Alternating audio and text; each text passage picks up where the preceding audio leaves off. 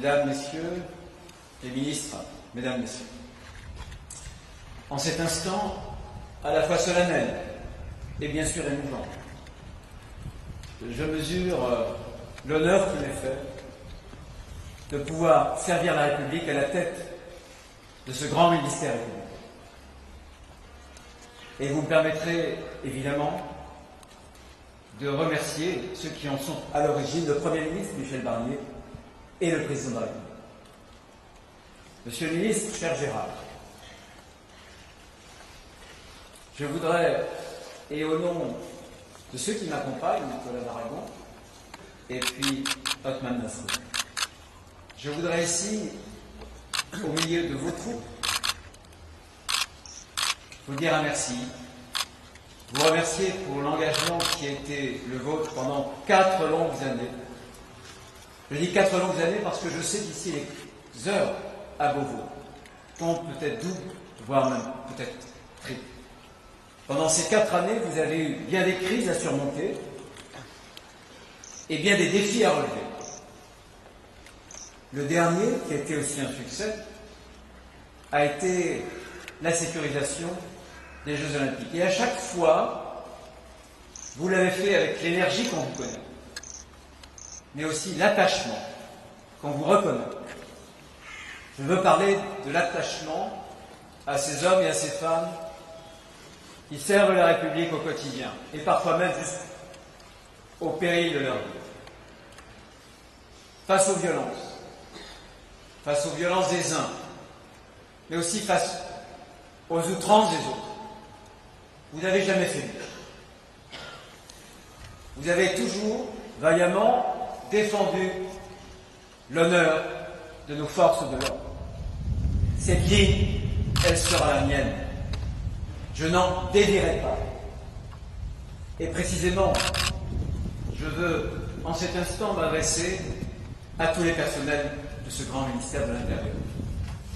Bien sûr, aux policiers, aux gendarmes, aux sapeurs-pompiers, au personnel de la sécurité civile, personnel de l'administration territoriale de l'État, au corps préfectoral, que je connais bien pour l'avoir pratiqué dans mes fonctions d'élu.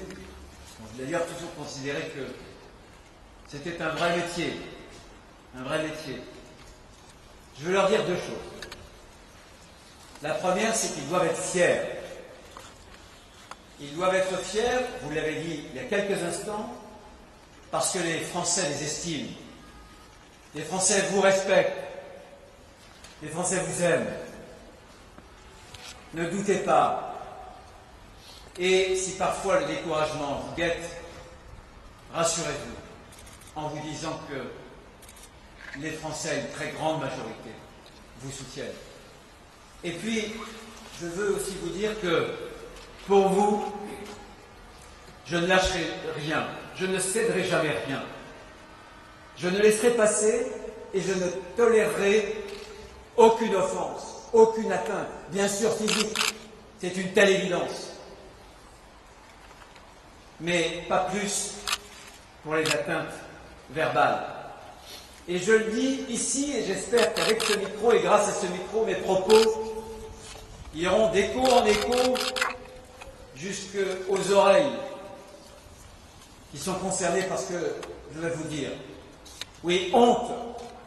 Honte à ceux qui distillent dans leur discours la haine vis-à-vis de nos forces de l'ordre. C'est indigne. C'est indigne. Et je ne laisserai jamais faire. Parce qu'ils sont le bouclier de la République. L'ultime recours, bien souvent. Ils sont, là encore, et je veux le répéter, une protection. Ce sont des serviteurs. Je serai le premier d'entre eux. Dans l'étymologie du mot ministre, il y a serviteur. Un ministre, c'est un serviteur. Et je m'inscris, là encore, dans cette conception de cette haute fonction ministérielle.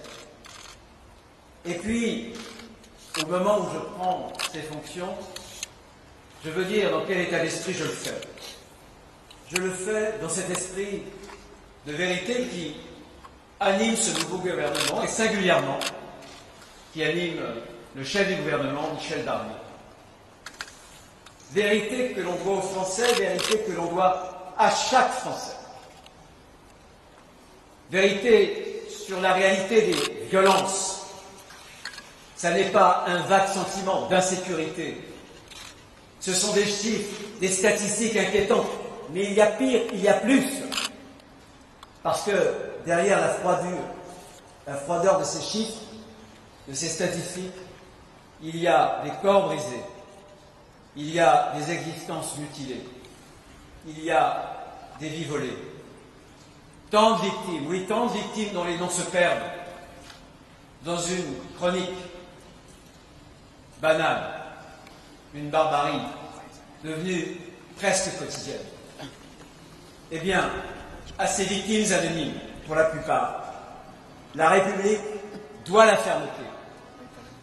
C'est ce que disait un jour notre grand prédécesseur, Georges Clemenceau, le Vendéen Georges Clemenceau, que Christophe Béchu connaît bien puisqu'il est voisin de la Vendée.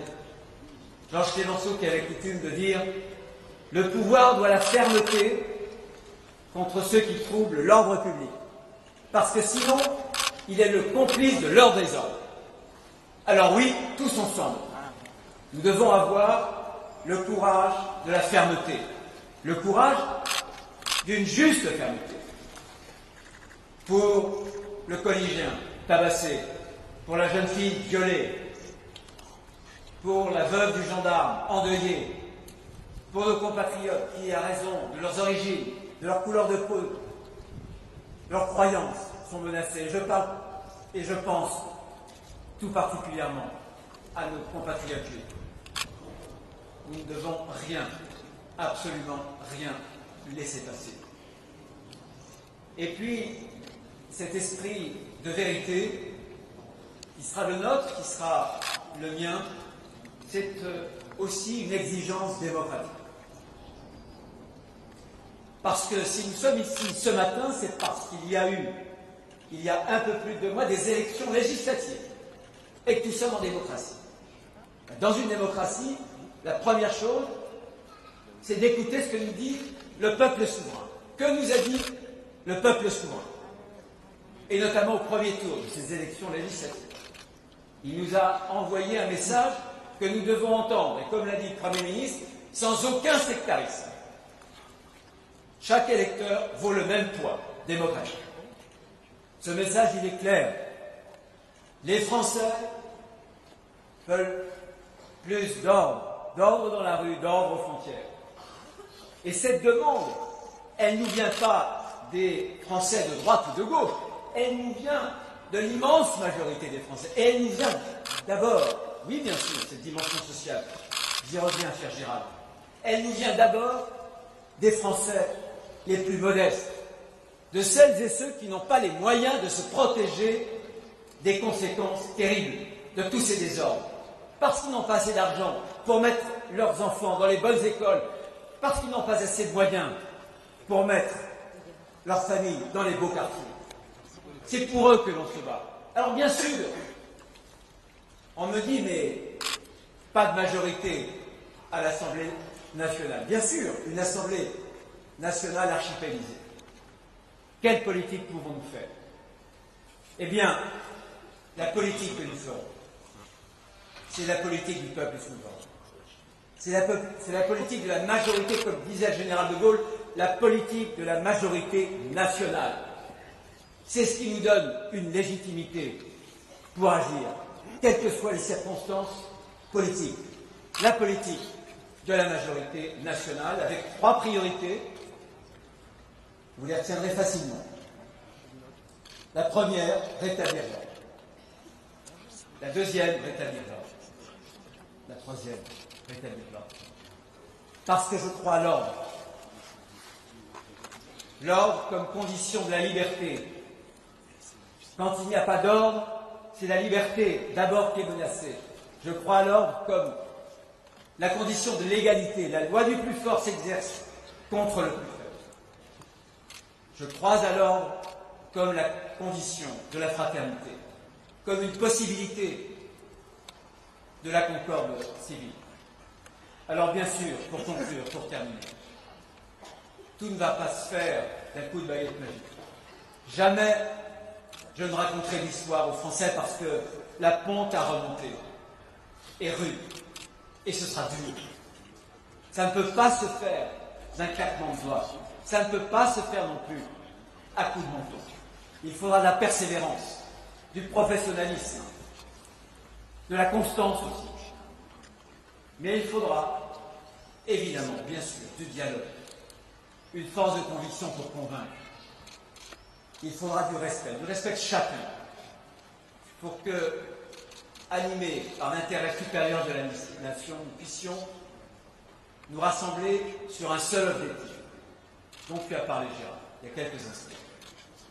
Cet objectif, c'est de protéger les Français, parce que c'est le premier de leurs droits, et c'est par conséquent le premier de nos devoirs. Vive la République française et vive la France.